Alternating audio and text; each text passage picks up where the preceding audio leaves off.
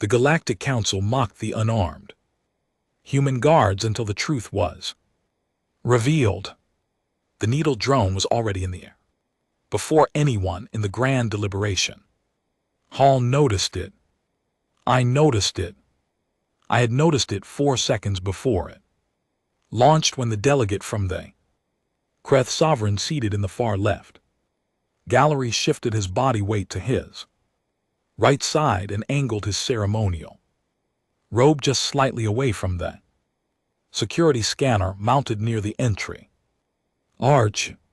It was a small movement, a trained movement, the kind you practice until it feels natural, until it looks like nothing. Nothing is never nothing, not to me.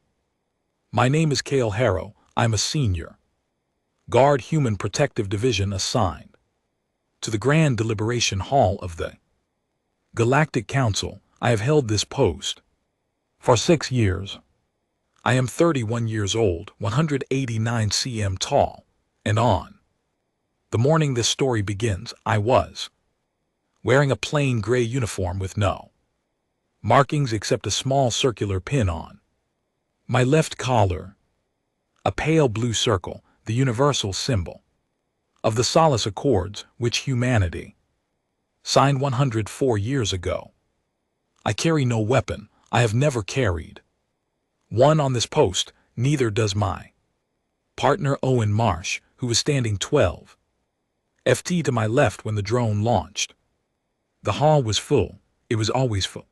During a formal session, 43 species were represented, and every seat in the curved gallery was occupied. The chamber itself was enormous, a carved ring of dark stone and pale light rising 6 stories above the floor, with a central platform where the senior arbiters of the council sat.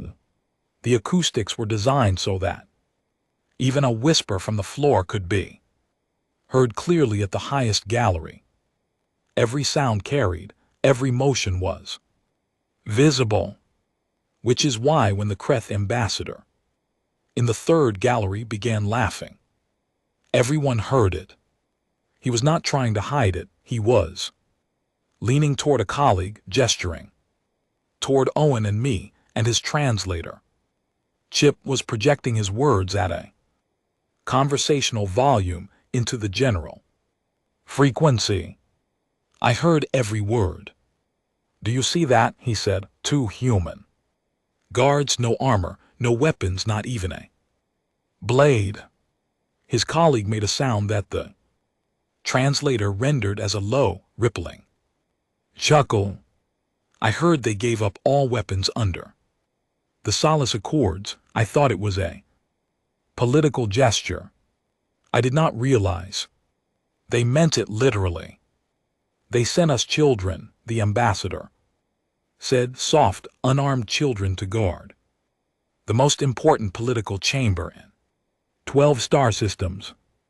I did not look at him. I kept my eyes on the hall, on the delegates, on the small movements that most people never think to watch. I tracked the Kreth delegate in the far left gallery. I tracked the angle of his robe. I tracked the slight bulge near his left wrist that had not been there when he entered.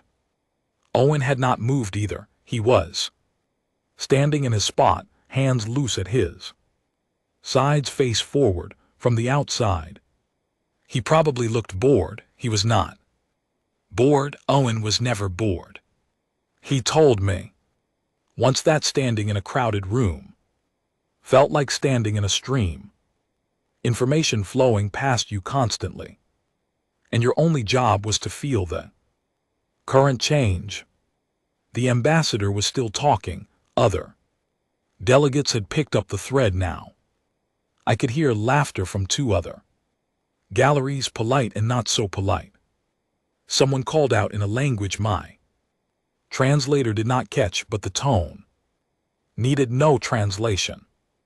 I let it pass. This was not the first session where this had happened. It would not be the last. We had been briefed extensively by the secretary General, before our posting, she had told us 3 things. She had said, "You will be underestimated, let them." She had said, "You will be laughed at. That is fine." And she had said, "Do not explain yourselves, not yet." Not yet. I had thought about those 2 words many times in 6 years. They implied a later, a moment when the explanation would arrive, not through words but through something that could not be argued with. The session opened formally. The senior arbiter, an ancient Orin whose name translated roughly to something that sounded like wind passing through deep stone, called the chamber to order.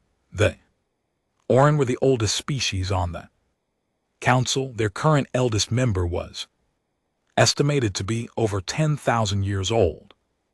He moved slowly and spoke even more slowly, but when he spoke, the room changed temperature, not literally, but the quality of attention shifted in a way I had learned to recognize. He began the proceedings. I stopped listening to the words and started listening to the room. The Kreth delegate in the far left gallery adjusted his wrist again. There it was. I did not run. Running in the chamber was not permitted under protocol, and, more importantly, running would alert the drone's operator, who would likely trigger it immediately at a random target rather than the specific target it was aimed at. I moved at a walking pace, steady and even, angling toward the center of the hall where the senior arbiter sat. My route took me past the gallery entrance. I timed it carefully. The drone launched. It was small, roughly the size of a large moth, its wings made of a near-transparent membrane that caught the light. Strangely, it was fast. It was aimed at the center platform. Owen caught it. He did not lunge. He did not shout. He simply raised his right hand as the drone passed within reach of his position, and his fingers closed around it. There was a small crunch, the kind of sound a dry twig makes. He lowered his hand, opened his fingers briefly to confirm the device was disabled, then set it gently on the narrow railing beside him. He returned his hand to his side. 3 seconds, perhaps 4. The chamber had gone completely silent.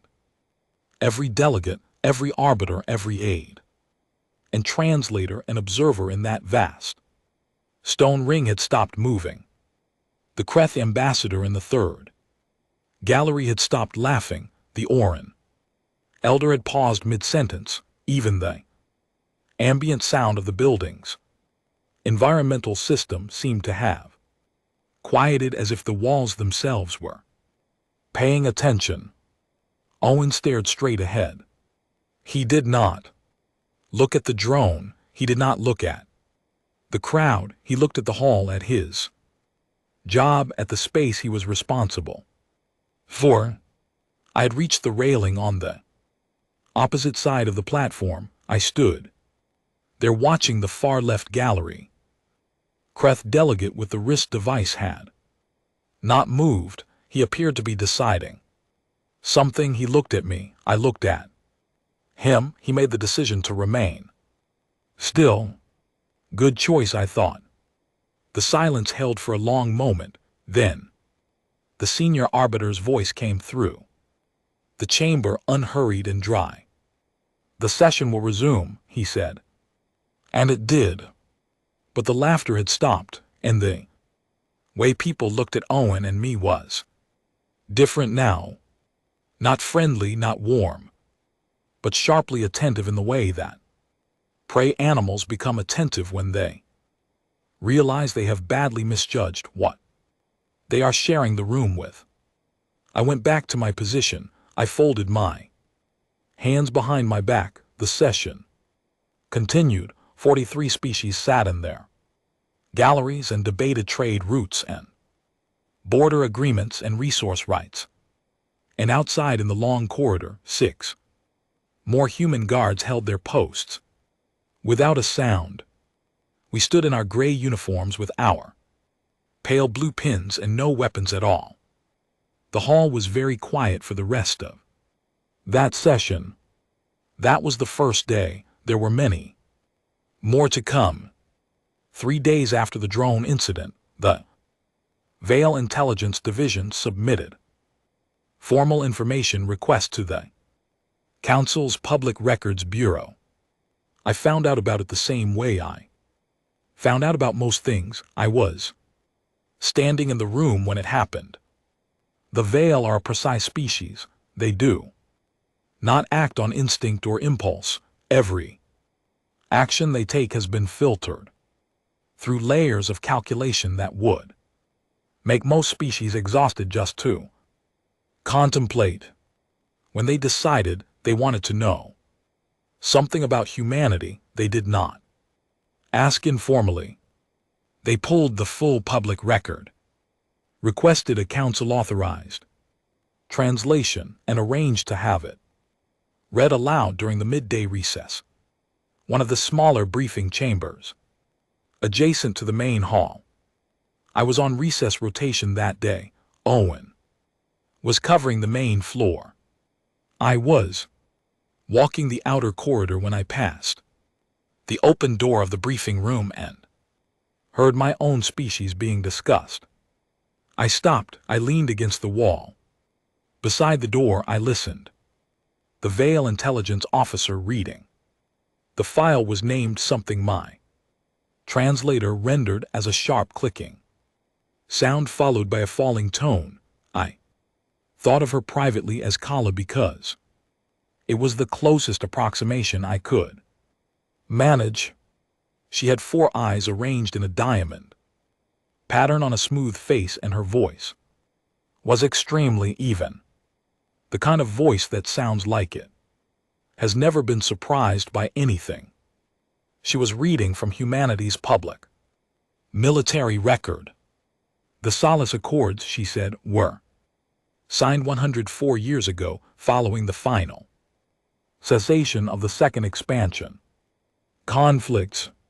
Humanity agreed to complete disarmament of all directed energy, projectile, explosive, and biological weapon systems. All military vessels were decommissioned or converted to civilian use. Ground forces were disbanded. Research into weapons development was formally prohibited. She paused and looked up at the small group of delegates gathered in the room. There were perhaps a dozen of them. Creth Vale, a pair of tall Shan representatives, and one of the younger. Oren, not the elder, the younger. On paper, Kala continued, humanity has been completely disarmed for over a century.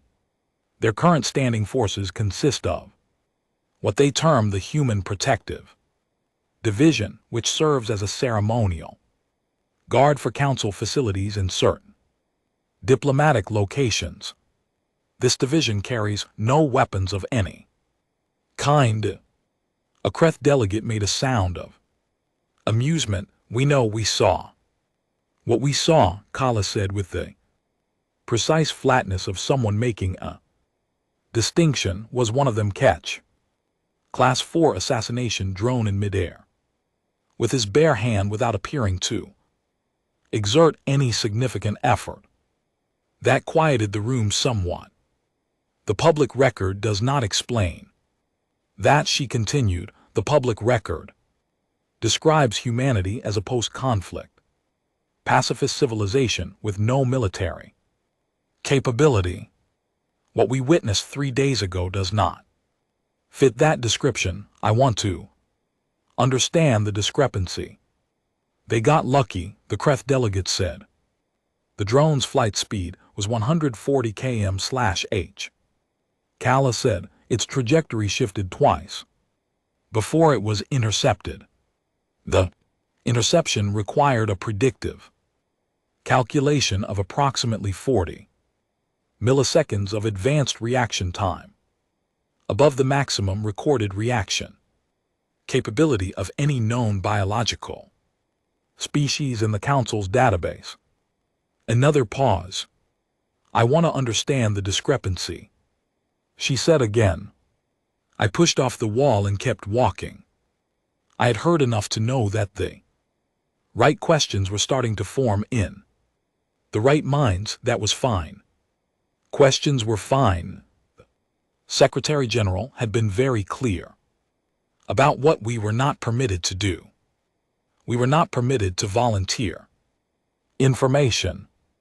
We were not permitted to demonstrate capability intentionally. We were not permitted to threaten, provoke, or posture. What we were permitted to do was our job. I spent the rest of that recess walking the outer corridor, checking the 6 access points, confirming the 4 emergency exits were clear, and watching the faces of everyone who moved through the hall. I noted 3 individuals whose movement patterns were subtly wrong, not wrong enough to act on, but wrong enough to track. That evening, I filed my daily report. It was 3 pages long and contained nothing that would be considered alarming by someone who did not know how to read it. Owen's report, filed separately, was 2 pages and covered different details. Together, our 2 reports painted a picture that our division commander would understand perfectly. The picture showed that something larger than a single drone incident was being planned. The next morning, Kala requested a formal interview with the senior human guard on duty. That was me. We met in a small consultation room off the main corridor.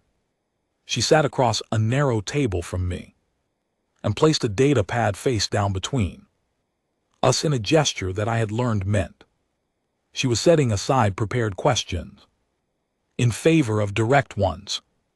I want to ask you something plainly, she said. Go ahead, I said. What are you? I looked at her for a moment. Her 4 eyes were all fixed on me with absolute steadiness, no hostility, pure inquiry. I'm a guard, I said. That is what you do, she said. I am asking what you are. The same thing, I said. Being and doing are not always separate. She was quiet for a moment. The Kreth believe you were lucky. Several of the Shan delegates have decided the drone malfunctioned and Owen simply happened to be in the right place. The younger Oren has not formed an opinion yet. She tilted her head slightly. I do not believe in luck as an explanatory framework. That seems wise, I said. Are you going to tell me the truth? I considered the question, not the answer. I already knew the answer. I was considering how much of the truth was mine to give and how much of it needed to be earned by asking the right question first. I am going to tell you something true, I said. We are trained to protect the Council. Every guard unit in this building says that, she said. Yes, I said, but most of them mean it as a professional description. We mean it as a design specification. She stared at me. Design? You have not asked the right question yet, I said. I watched that land. Kala did not react visibly, but something in the arrangement of her expression shifted. The particular stillness of a very intelligent person who has just realized they have been approaching a problem from the wrong angle entirely. The interview ended shortly after. She thanked me formally. I thanked her formally. I returned to my post. That afternoon, the second attack came. It was not a drone this time. 6 individuals in maintenance uniforms entered the building through the east service corridor at 1440 hours. Their credentials were legitimate, or rather, They were perfect copies of legitimate credentials, good enough to fool the automated scanners, not good enough to fool Owen, who was walking that corridor on rotation, and noticed that the first individual in the group had the stride pattern of someone who had trained extensively in close-range engagement. His left heel barely touched the ground. That is a specific habit that develops from years of learning to move without sound. Owen activated his comm and said 2 words to me, E6. I was already moving.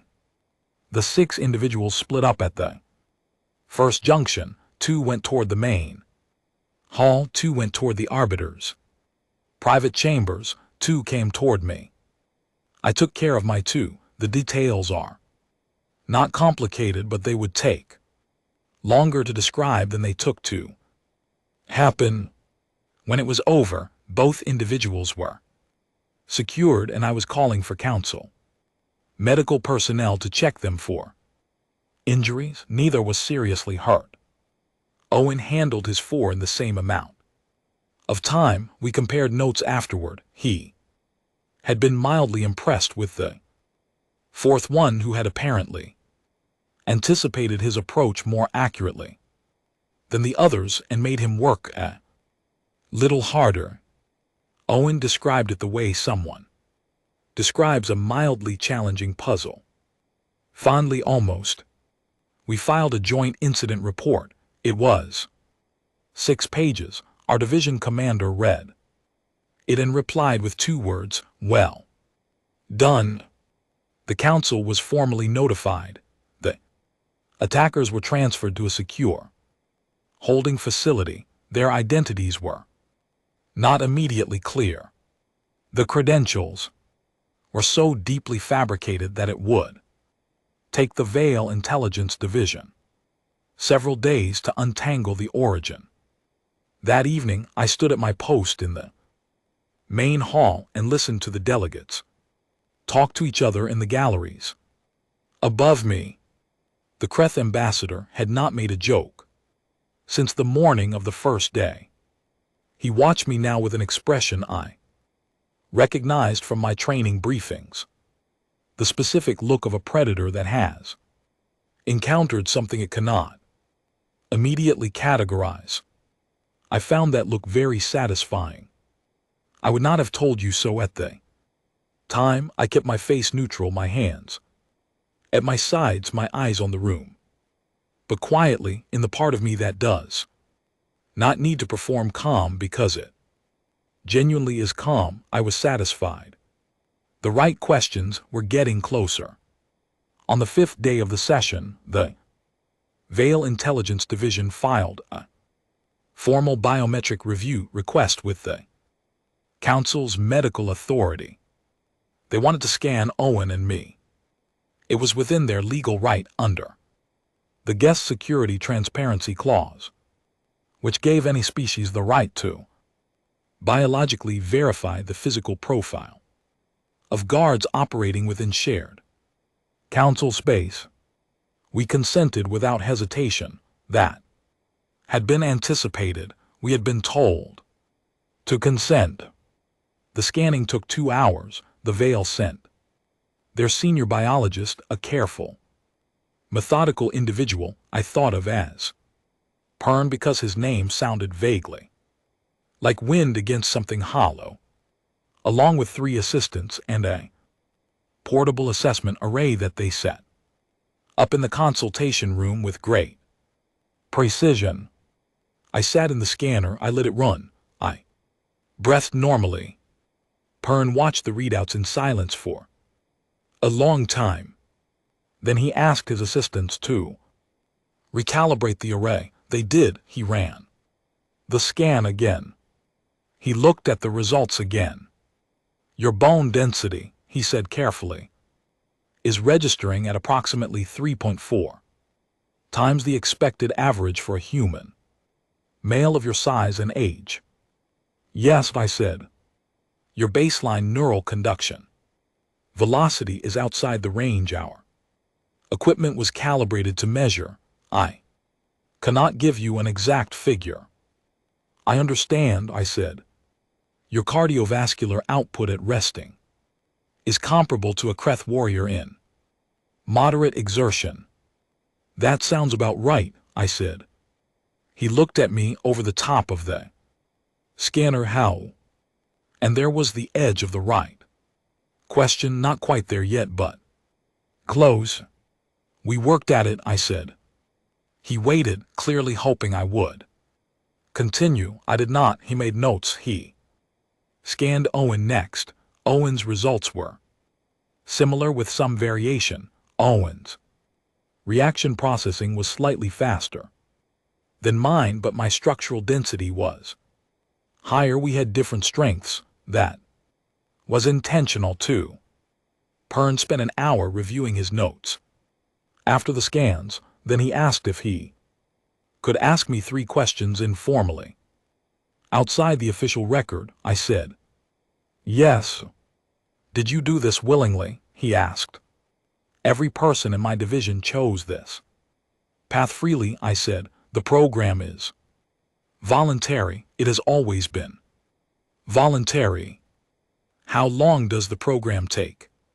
12 years, I said, from the age of 16 to 28 for most candidates. He absorbed that, and the people who go through it, what do they do when they are finished? This, I said, they become guards. He looked at the data pad in his hands, and then back at me. You gave up weapons, he said. It was not quite a statement, not quite a question. Yes, I said. And then you became something that does not need them. I looked at him for a long moment. You are getting closer to the right question, I said. He left the consultation room with his team and his data, and I returned to my post, and the session resumed, and the afternoon stretched out in the way that long diplomatic sessions do, slowly, with intermittent bursts of energy around contested points and long stretches of procedural formality that required attention but not action. At 1600 hours, the third attack happened. This one was different in scale, not 6 individuals, 14, and they were not pretending to be maintenance personnel. They came through 3 separate access points within 40 seconds of each other, which meant they had inside knowledge of the guard rotation schedule. That was significant. It meant whoever was organizing these attempts had a source within the building. I learned the number and timing from Owen's comm alert, which came in at 16:02 and 3 seconds. I was already moving at 16:02 and 1 second because I had seen the first 2 come through the north secondary entrance, and I had done the arithmetic on what that probably meant. I will not describe the next 11 minutes in extensive detail. It was physical, it was fast, and it required the full reign of what 12 years of training had built into me. There were moments that required me to make decisions in intervals measured in fractions of seconds, which individual to intercept first, which path of movement would protect the arbiters most effectively, how to position myself relative to the remaining active threats. At each stage, when it was over, all 14 individuals were secured. None of the council members or delegates were injured. None of the human guards were seriously injured. Owen had a deep bruise along his left forearm where someone had landed a good strike, and he was annoyed about it in the precise way that people get annoyed when they feel they should have seen something coming. 3 of the 14 were Renari, 2 were Shan, the rest were from species I did not immediately recognize, which meant they were either from the outer systems or they were traveling under false biological registration. The Council's investigation team arrived.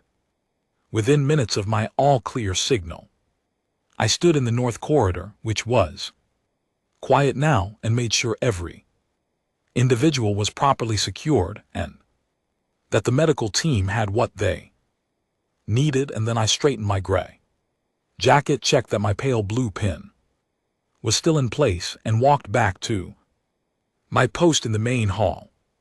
The session had been suspended during the security response. It was resuming.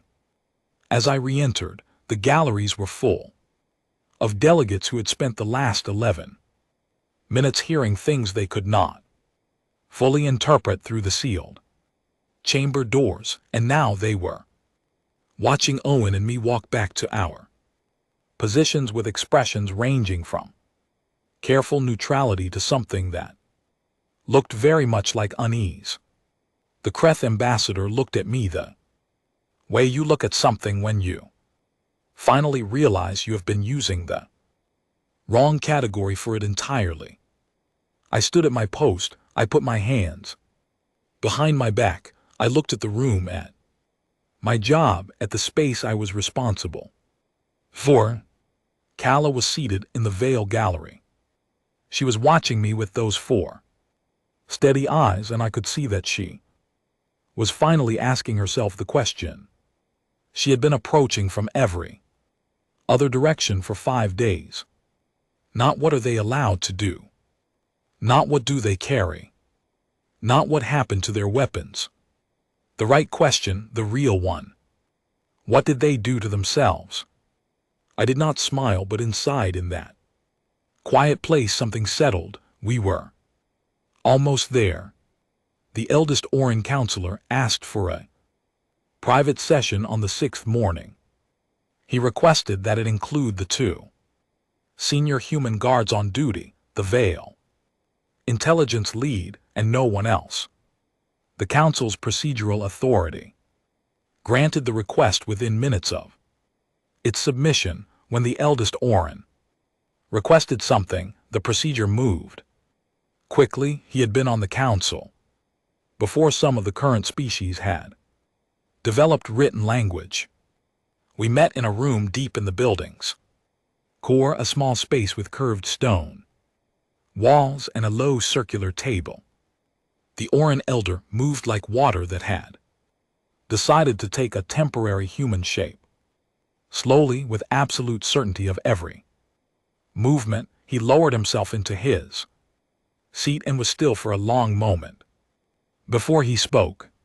His translated voice was deep and slightly resonant, like a sound that has traveled a very long distance. I have been watching your species for 40 years, he said, since before the Solace Accords were signed. I watched the debates, I watched the vote. I thought I understood what you were choosing. He looked at Owen, then at me. I was wrong, he said. I would like to understand what you actually chose. I glanced at Owen. Owen gave me the faintest nod. This was the moment, not because we had decided it, but because the moment had decided itself. The right person in the right room, asking the right question with the full weight of genuine curiosity and no trace of mockery. May I speak plainly? I asked. I would prefer nothing else, the elder said. The Solace Accords prohibited weapons. I said, every category of weapon that existed at the time of signing is explicitly listed in the treaty: directed energy, projectile, explosive, biological, and chemical. Our legal team spent 11 years reviewing those categories before the treaty was signed. Kala, seated across the table, had gone very still. The treaty said nothing about people. I said. The room was quiet. Our weapons programs did not end when we signed the accords, I continued.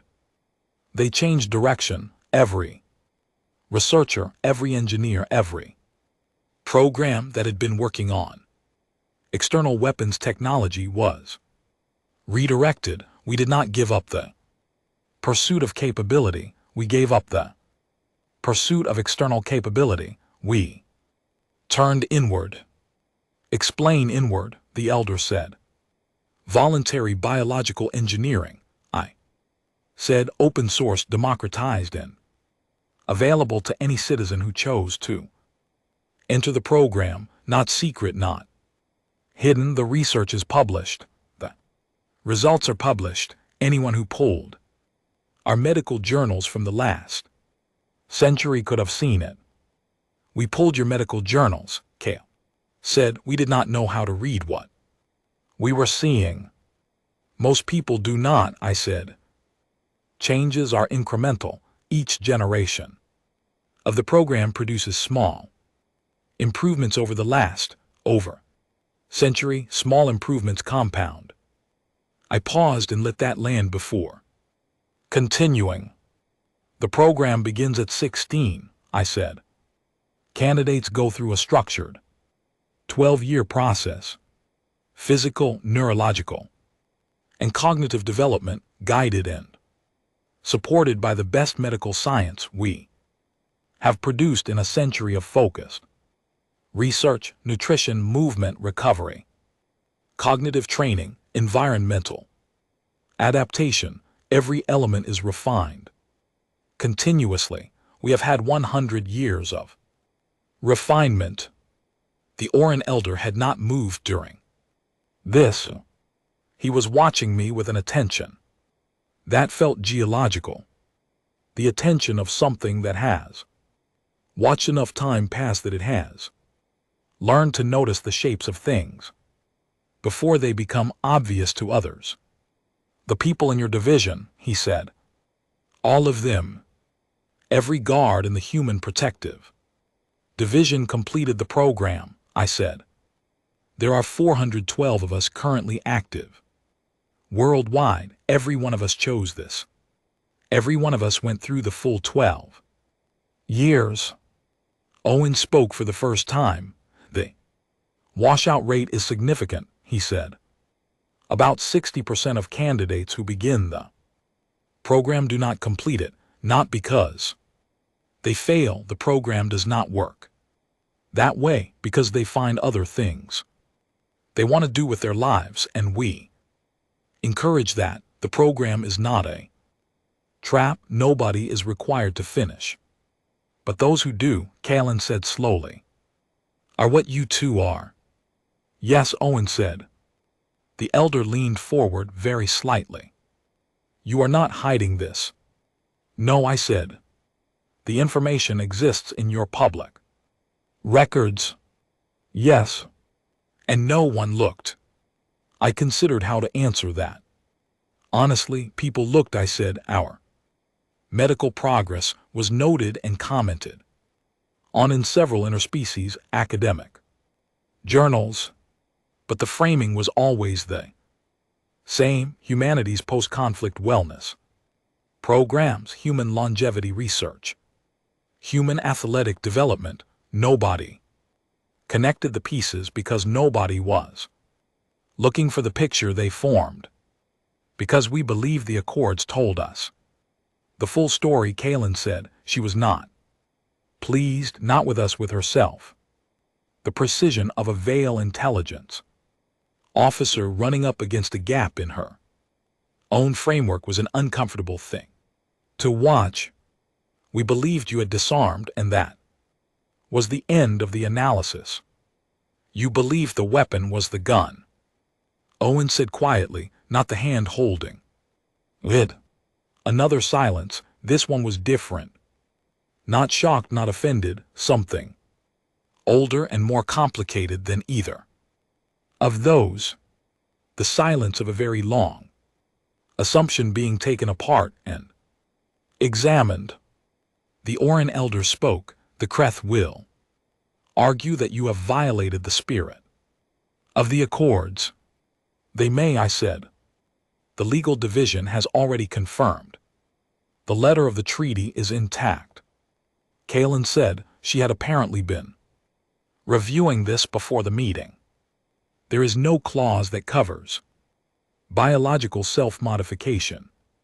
The negotiating parties at the time did not consider it a relevant category, because they did not believe we were capable of it at that scale, I said, and we were not at the time. We became capable of it over 100 years of focused research.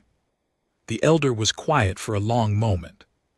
When he spoke, it was slowly, in the way that he always spoke, as if each word was placed rather than simply released. A species that found the boundary, he said, and instead of resenting it, used it as a design principle. Yes, I said. You did not want to be armed, he said.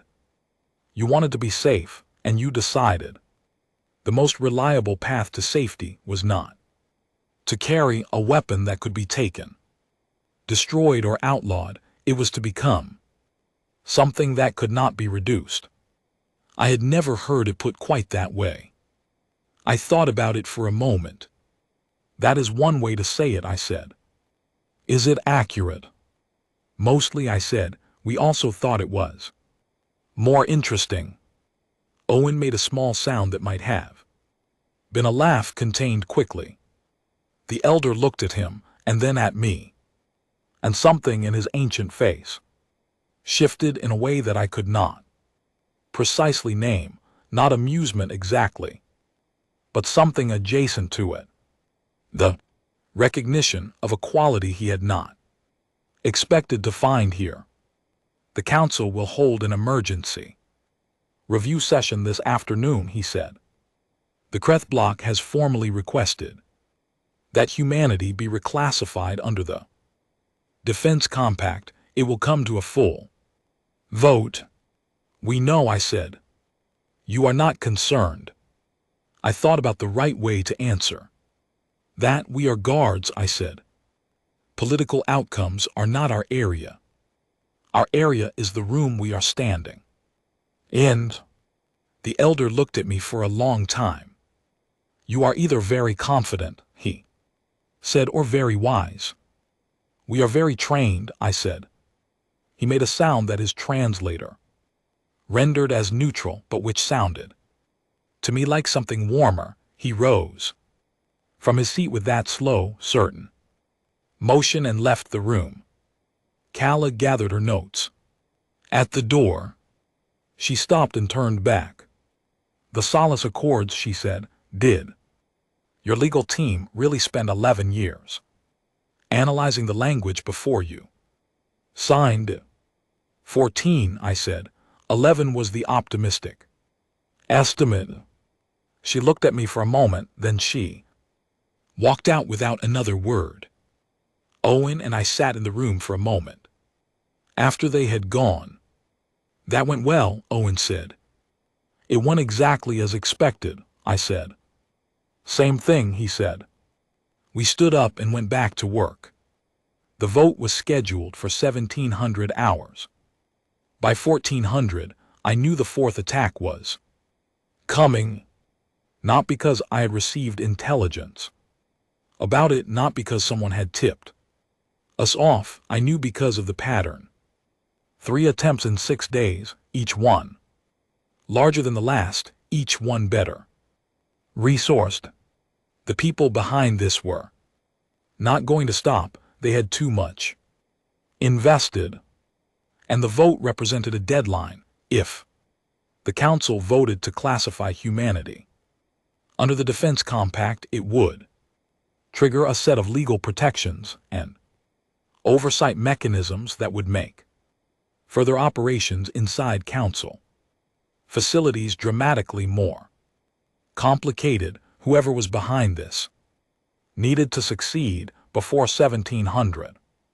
I spent the hour between 14:00 and 15:00 walking every corridor in the building, not hurrying, steady pace, steady attention. Owen covered the inner ring, while I covered the outer. We checked in every 15 minutes. At 14:52 I found it. It was in the ventilation infrastructure. On the building's north side, a device attached to one of the main circulation junction behind a panel that had been relocked after being opened. The relock was almost perfect, almost. The two marks on the second bolt were slightly different from the others, different grip angle, slight inconsistency in torque. Someone had opened this panel, placed something inside, and relocked it. They had done it carefully. They had not done it perfectly. I called Owen. I called our division commander. I called the council's building security lead, a male professional named Senna, who I had worked with on 3 previous postings and whose efficiency I respected deeply. Senna arrived with a technical team under 4 minutes. The device was a signal disruptor of a type that would have taken down every communication system in the building simultaneously, including the emergency channels. Without communications, the guards protecting the council members would have been operating blind. The attack could have come from any direction, and coordination would have been impossible. Senna's team neutralized the device. It took 9 minutes. During those 9 minutes, I stood in the corridor and thought carefully about what kind of operation would include this level of preparation. Not just people, not just forged credentials, but technical infrastructure planted in advance. Someone had been inside this building before today, perhaps many times before today. I submitted a priority report to our division commander and flagged it for the Council Security Review Board. The report was 3 lines long. Division commanders learned to read 3-line reports very carefully.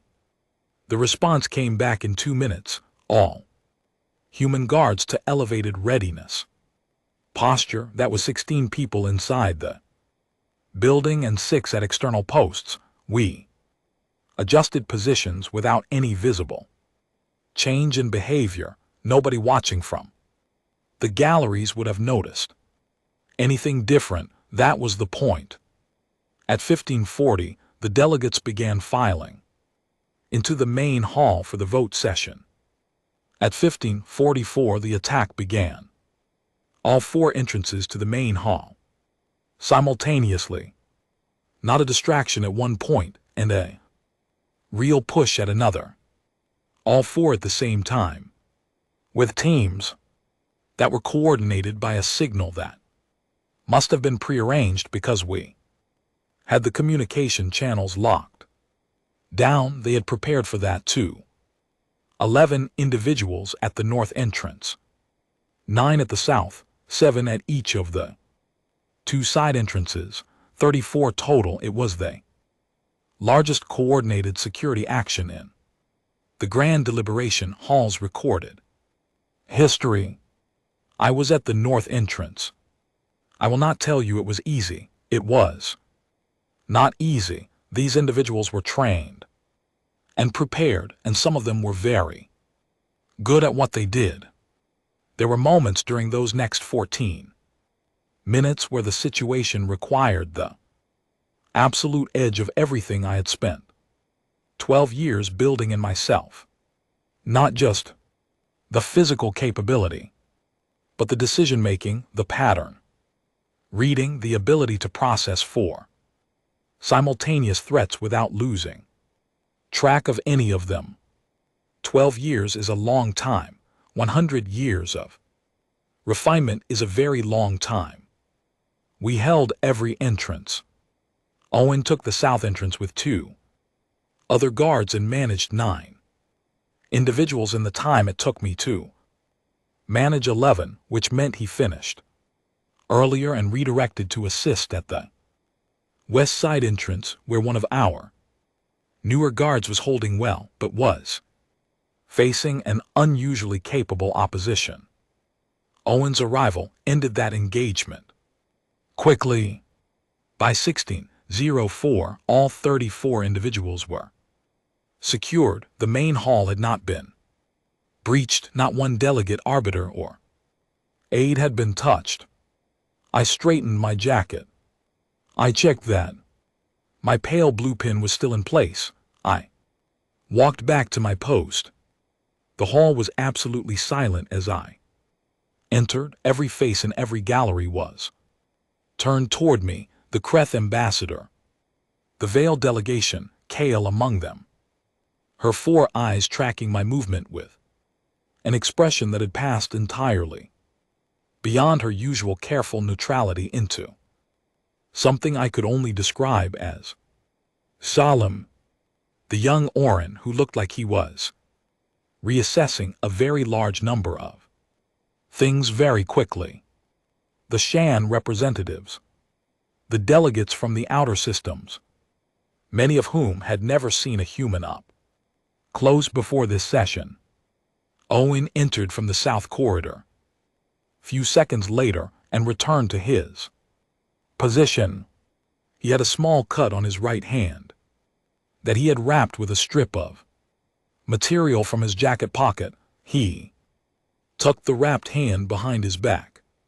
Out of sight, the eldest Orin counselor looked down from the central platform.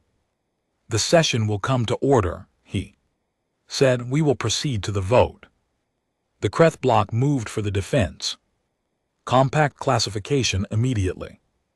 The motion was seconded by 3 allied species. The legal case was made by Kreth advocate in sharp, precise language. Humanity had demonstrated physical capabilities beyond declared parameters, had engaged in what amounted to covert martial development, and represented an unquantified security risk to every species that shared council space with them. It was not an unreasonable argument taken in isolation. The Orin elder responded. He spoke for 11 minutes slowly, and every word was placed with the care of someone who has had 10,000 years to learn that words chosen correctly outlast almost everything else. He did not argue the legal points directly. He spoke about the 4 attempts on the council's security in 6 days. He spoke about who had stopped them and what had not happened as a result. No delegates injured, no session interrupted, no council member harmed. He spoke about choices, not the choice to become capable, but the choice of how to use that capability. He noted that in 6 days of being mocked, questioned, scanned legally, challenged, and subjected to 4 separate coordinated attacks, not one human guard had raised their voice, made a threat, or acted with anything other than precise and careful professionalism. We are not measuring what they are capable of, he said. We are measuring what they choose to do with it. The vote opened. 43 species, 1 vote each. The Kreth block, 12 votes in favor of classification, their allied species. 8 votes in favor, that was 20 in favor. 14 species abstained or voted against, including several of the mid-tier species who traded heavily with human worlds and whose calculation was as much economic as philosophical. 9 votes in favor of classification had not yet been cast when the veil block indicated readiness. The veil had 7 votes. They were the deciding block. If they voted for classification, the motion passed. If they voted against, it failed. Kala was not the veil block leader. That was a senior diplomat named Allen, a precise and formal individual who had barely spoken to me during the entire session. He rose now and addressed the chamber. The veil delegation has reviewed the available evidence, he said. We have reviewed the legal text of the Solace Accords and confirmed that no violation has occurred.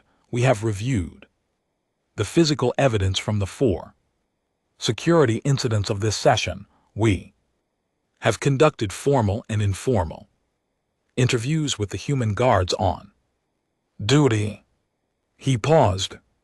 We have also reviewed our own intelligence failure, he said. The information that would have informed this discussion was available in human public records for decades. We did not find it because we did not look for it. We did not look for it because we had decided on the basis of a signed treaty that we already knew what humanity was. Another pause. We were wrong, he said, and we will not make that mistake the framework for our vote. He entered the veiled decision into the record. 7 votes against classification. The motion failed, 20-23 with abstentions. The chamber did not erupt. There was no drama, just the sound of the motions. Failure being logged, and then a long, dense quiet. I was standing at my post. Owen was standing at his. We did not look at each other. We did not react. We had a job to do, and the job did not end because a vote had gone a certain way. But Kala had submitted a written statement as part of the veil blocks decision record, and I learned about its contents later that evening from our division commander, who quoted it to me in full because she thought I should hear it. A species that possesses the capacity for force, Kala had written, and consistently chooses to apply it only protection and never in pursuit, does not meet the definition of a threat. Under any framework, this delegation is prepared to accept the humans who guard this chamber could have used what they are against us at any point in the last 6 days. They did not. They could have demanded recognition. They did not.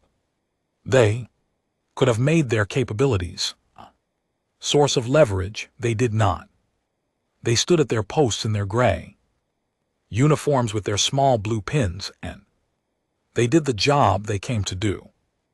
The veiled delegation does not classify what we witnessed as a danger. We classify it as the only thing in this galaxy that we have found in recent memory entirely worthy of trust.